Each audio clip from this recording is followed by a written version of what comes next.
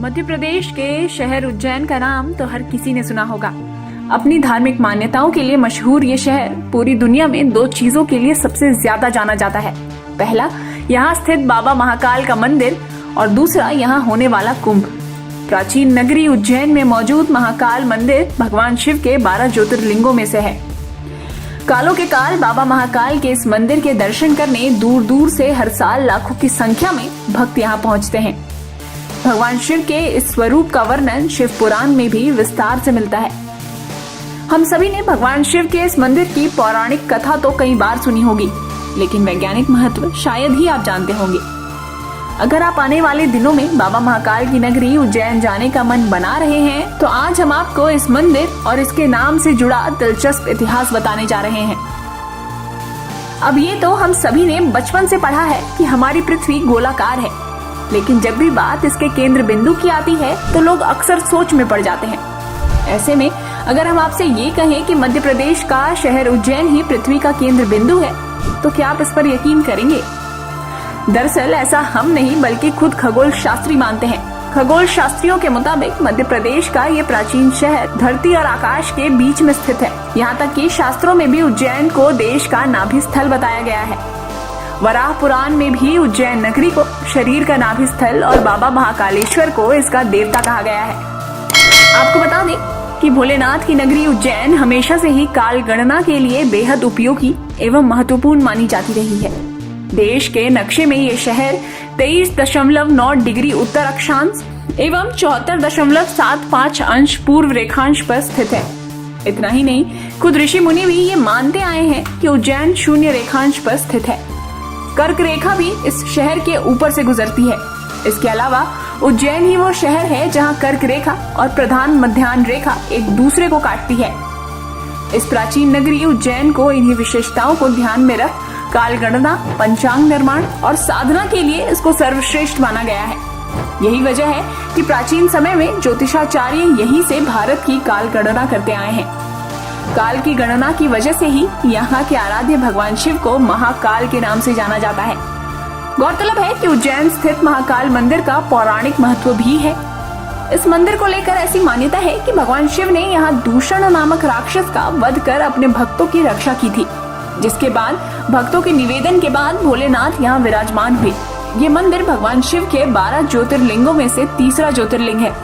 इसकी खास बात यह है कि ये एकमात्र ऐसा ज्योतिर्लिंग है जो दक्षिण मुखी है, और यही वजह है कि तंत्र साधना के लिहाज से इसे काफी अहम माना जाता है, क्योंकि तंत्र साधना के लिए दक्षिण मुखी होना जरूरी है। इस मंदिर को लेकर एक मान्यता ये भी है कि यहाँ भगवान शिव स्वयं प्रकट हुए थे। साथ ही पुराणों में ऐसा भी कहा गया है कि उज्जैन की स्थापना खुद ब्रह्मा जी ने की थी। ये भी मान्यता है कि महाकाल के दर्शन मात्र से ही मोक्ष की प्राप्ति हो जाती है। लेकिन अब बात करें मंदिर के इतिहास की, तो ये भी बेहद रोचक है। जी हाँ, मुगलों और ब्रिटिश हुकूमत के अधीन रहने के बाद भी देश के इस पावन स्थल ने अपनी पुरातन पहचान को नहीं खोया। सनातन धर्म की पताका को ऊंचा रखने के लिए धर्म की रक्षा से जुड़े लोगों ने ज्योतिर्लिंग को तरह तरह के जतन कर आक्रांताओं से सुरक्षित रखा। ऐसा कहा जाता है कि 1235 में महाकालेश्वर मंदिर को दिल्ली के सुल्तान इल्तुतमिश ने पूरी तरह से ध्वस्त कर दिया था।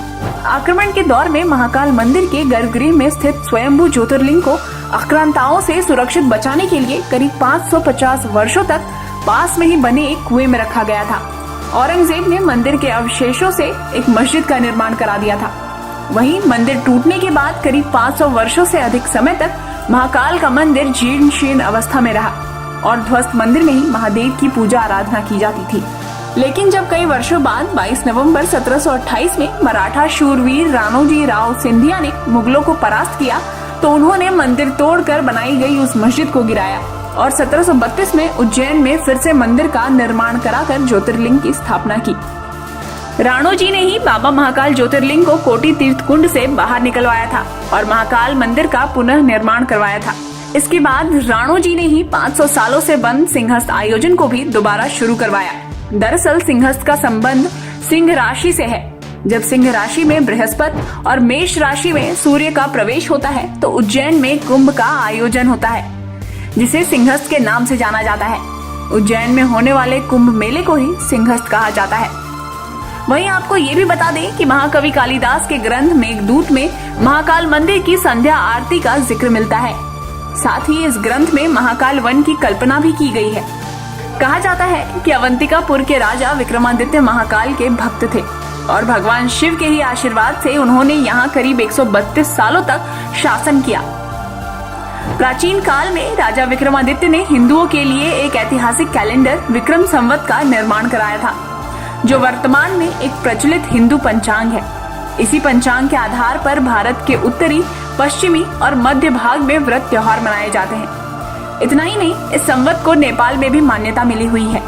विक्रम संवत से पहले इस देश में युधिष्ठिर संवत, कलयुग संवत और सप्तऋषि संवत भी प्रचलित रह चुके हैं।